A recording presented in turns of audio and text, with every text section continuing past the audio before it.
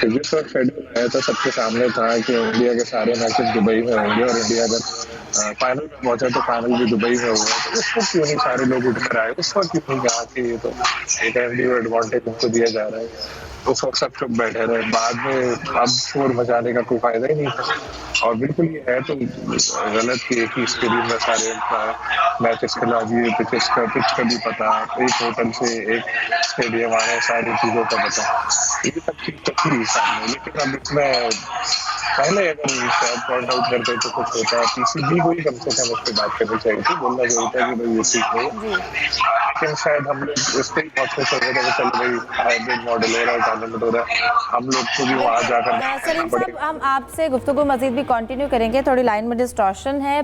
तब तक मैं जाहिद साहब यही सवाल आपकी जानिब लेकर आना चाहूँगी कि टीम्स ने उस वक्त एतराज़ नहीं किया, तमाम ही टीम्स ने, कि अगर ट्रैवल इश्यूज़ और ट्रैवल शेड्यूल तो तब भी सामने था, बट इस तरह से तनकीद उस वक्त नहीं की गई।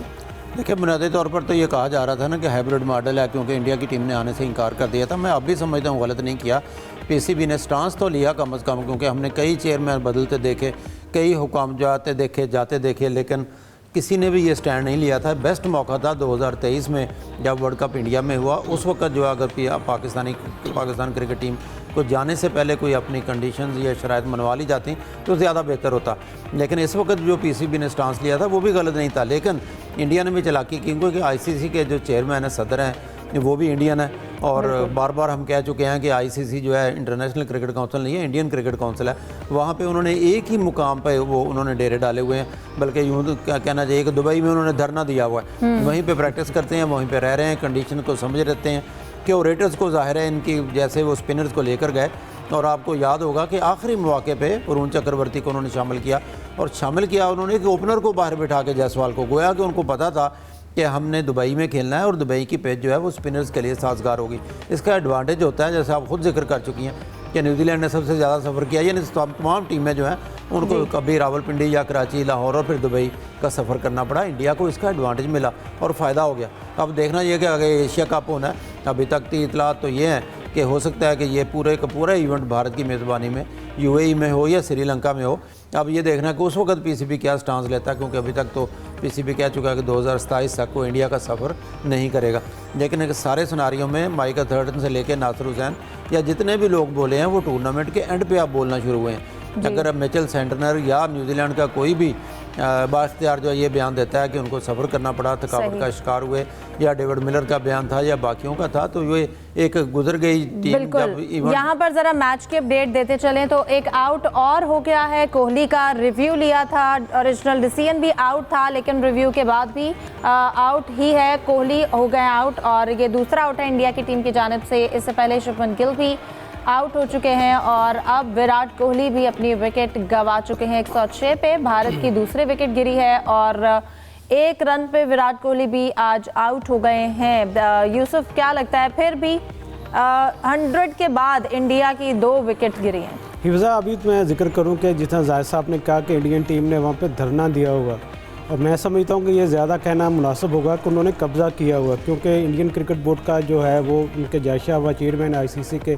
और आईसीसी का हेडक्वार्टर भी वहाँ, तमाम फैसले वहीं पर होते हैं। तो इस लिहाज से हम कह सकते हैं कि दुबई इस वक्त मुकम्मल कब्ज़े में इंडियन के, और ख़ास तौर पर जो इंडियन हुकाम है वो चाहते हैं कि जो इंडियन टीम उसको हर तरह से सपोर्ट की जाए, और यही फ़ायदा उनको आईसीसी चैम्पियन ट्रॉफी में भी देखने को मिला है। अब चूँकि फ़ाइनल है तो फाइनल में यकीनी तौर पर प्रेशर होता है, अब 2 विकेटें जल्दी गिरने से यकीनी तौर पर अब मैच समझते हैं कि हम दोबारा से 50-50 दिखाई दे रहा है। अब चूँकि न्यूजीलैंड के पास अच्छा मौका है कि दोबारा से वो एक विकेट जल्दी और हासिल करने में कामयाब होते हैं, तो फिर उनकी जो ग्रिप है मैच पर ज़्यादा हो सकती है। और ख़ास तौर पर आज देखना ये भी होगा कि जिस तरह माजी में जो मैचेस हुए आईसीसी चैम्पियन ट्रॉफी में, उनकी जो फील्डिंग थी उसने अपना जीत में अहम किरदार अदा किया था। आज देखते हैं कि वो अपनी इस फील्डिंग के ज़रिए किस कदर मैच में वापसी आते हैं और अपनी जो जीत है उसकी तरफ गामज़न होते हैं। जाहिद साहब, आपको क्या लगता है आज के मैच में जीत के बाद रोहित और विराट की जानिब से वनडे से रिटायरमेंट ली जाएगी? देखें, ये तो कबल वक्त है हिफ्जा अभी कहना कि जीत के बाद, लेकिन अभी जैसा कि 2 विकेटें उनकी गिर रहेंगी हैं, टीम पे प्रेशर होगा, लेकिन लंबी बैटिंग लाइन है अभी जीत की सूरत में। जी, जीत की सूरत में, क्योंकि इंडियन मीडिया में ही बार बार आ रहा है, क्योंकि रोहित शर्मा और विराट कोहली ने जब T20 का वर्ल्ड कप जीता था जो अमेरिका में और वेस्ट इंडीज़ में हुआ था, उसके बाद उन्होंने रिटायरमेंट का ऐलान कर दिया था। ये कहा जाता है क्योंकि 37 साल उम्र हो चुकी है रोहित शर्मा के, बहुत से रिकॉर्ड वो ODI में बना चुके हैं। तकरीबन 272 या 273 वनडे मैच खेल चुके हैं, 3 डबल सेंचुरियाँ उनके खाते में हैं, 23 सेंचुरी उनके हिस्से में है और आज भी बड़ी अच्छी बैटिंग कर रहे हैं। तो अभी तक खेल तो सकते हैं विराट कोहली और वो, लेकिन कहा जाता है क्योंकि एक स्टेज होती है जाने की, और जब बड़े रिकॉर्ड्स बनते हैं तो यकीनी तौर पर सीनियर बैट्समैन या सीनियर बॉलर ही बनाते हैं। जूनियर को तो अभी रिकॉर्ड से बहुत दूर होता है और वो होते हैं या नहीं। लेकिन इंडियन मीडिया में एक बहस ज़रूर चल रही है कि अगर वो जीत जाते हैं तो मुमकिन है रोहित शर्मा या विराट कोहली जो है यहाँ से। और फिर ये भी न्यूज़ आई थी कि उनके जो सिलेक्टर हैं अजीत अग्रकर, वो रोहित शर्मा के साथ बाद में मीटिंग करेंगे, उनकी राय पूछेंगे वो किस हद तक मज़ीद कंटिन्यू करना चाहते हैं, खेलना चाहते हैं या नहीं। क्योंकि आगे ये साल जो है ना T20 बहुत ज़्यादा है, एशिया कप भी गालबन T20 हो रहा है, फिर T20 वर्ल्ड कप की भी तैयारियां, तो वनडे मैचेस ज़रा कम होंगे। हिफ्ज़ा, मुझे लगता है कि रोहित शर्मा रिटायरमेंट ले लेंगे, लेकिन विराट कोहली अभी तक मज़ीद खेलते रहेंगे, क्योंकि विराट कोहली से होने से जो इंडियन टीम की जो बैकबोन है वो इतनी तौर पर ज़्यादा मजबूत होती है और उनकी मौजूदगी दूसरे खिलाड़ियों को बड़ा हौसला देती है। अनुष्का भी नहीं रिटायर होने देती यूसुफ साहब, वो भी कहती खेलते रहे। और विराट के दोनों साथ भी फिट है, वो स्टेडियम में आने के लिए और वो फील्ड में आने के और लिए। हिफ्ज़ा में यहाँ ये अब बाबर आज़म जो इन दोनों उम्र पर गए हुए, उनके लिए एक मशवरा होगा कि वो अपनी शादी जल्दी करवा लें ताकि दोबारा वो फॉर्म ऑफ फिटनेस में आ सकें, क्योंकि टेंशन जब तक ये अनुष्का के बाद आप मशवरा दे रहे हैं वैसे उनके लिए। जी बिल्कुल, शादी को सुकून की गारंटी दे रहे हैं यूसुफ साहब बाबू। ये अनुष्का आती है सपोर्ट करने के लिए, तो आप चाह रहे हैं ये भी तरीका अपना लें। बाबर आज़म को भी कोई अपनी अनुष्का अब तलाश कर लेनी चाहिए अब। ठीक है, बाबर आजम गए हैं, उम्मीद करते हैं कि पाकिस्तानी टीम जो है, बाबर आजम जो है वो अपनी फॉर्म में वापस आ जाएं, क्योंकि जाहिद साहब जैसा कि उन्होंने कहा कि विराट के होने से भी टीम में एक वैसे ही बड़ी सपोर्ट मिलती है टीम को, इसी तरह बाबर के होने से भी पाकिस्तानी टीम और मुखालिफ टीम पर भी बड़ा एक रोब और कह लें कि अगले पर एक प्रेशर रहता है कि टीम आ रही है। तो एक बड़ा अरसे से हम देख रहे हैं बाबर उस तरह से परफॉर्म भी नहीं कर रहे हैं। देखें, एक तनकीद ज़ाहिरा बाबर पे हुई, कुछ हद तक जायज़ भी हुई कि मुसलसल स्कोर कर नहीं रहे थे बाबर। साउथ अफ्रीका में वनडे मैचों में उन्होंने अच्छा स्कोर किया था तीनों मैचों में। इसके बाद अगर देखा जाए ओवरऑल पाकिस्तानी टीम में बाबर के अलावा कोई बैट्समैन नज़र नहीं आता। बाबर को ये यकीन नहीं होता कि मैं अगर खुल के खेलूँगा मेरी विकेट चली जाएगी, तो पीछे के राहुल और पांड्या जैसे और अक्षर पटेल जैसे बैठे हैं, ये भी एक रहा। लेकिन बाबर की क्योंकि अच्छा नहीं था, थोड़ा पहले इनको रेस्ट दे दिया जाता। आपको याद होगा टेस्ट सीरीज़ में भी इनको एक मैच के लिए बाहर बिठा दिया गया था, 2 मैचों के लिए। और बाबर से तवक्कुआत भी हमने बहुत ज़्यादा लगाई हैं, और अल्लाह करे वो अपनी खामियां दूर करें बड़ी जल्दी और फॉर्म में आए। न्यूजीलैंड में उनको T20 टीम में शामिल नहीं किया गया, अलबत्ता वनडे सीरीज़ के लिए वो तीनों मैचेस के लिए अवेलेबल होंगे। सलीम साहब भी अक्सर कहते हैं कि ये जो लड़के टीम से ड्रॉप हुए हैं, दोबारा आप देखेंगे कि बंगलादेश सीरीज़ के बाद दोबारा ये टीम का हिस्सा होंगे।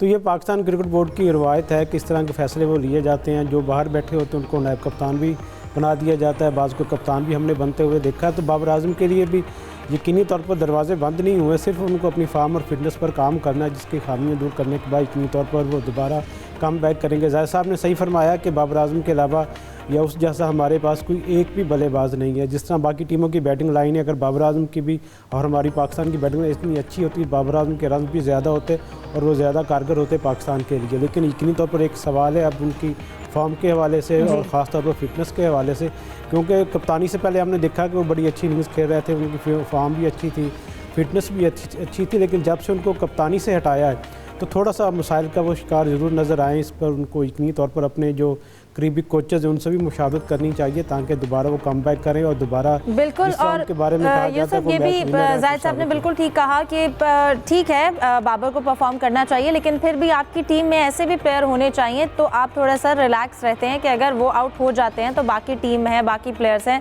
इसी तरह टीम वर्क जो है वो मुकम्मल होता है। तो तनकीद करें, लेकिन प्लेयर को ये हौसला होना चाहिए कि उसकी टीम में जगह भी है और वो अगर आउट हो भी जाता है तो बाकी प्लेयर्स भी हैं, वो भी अपना कॉन्ट्रीब्यूशन देंगे। डिस्कशन को कंटिन्यू रखेंगे, एक ब्रेक के बाद हमारे साथ रहिए।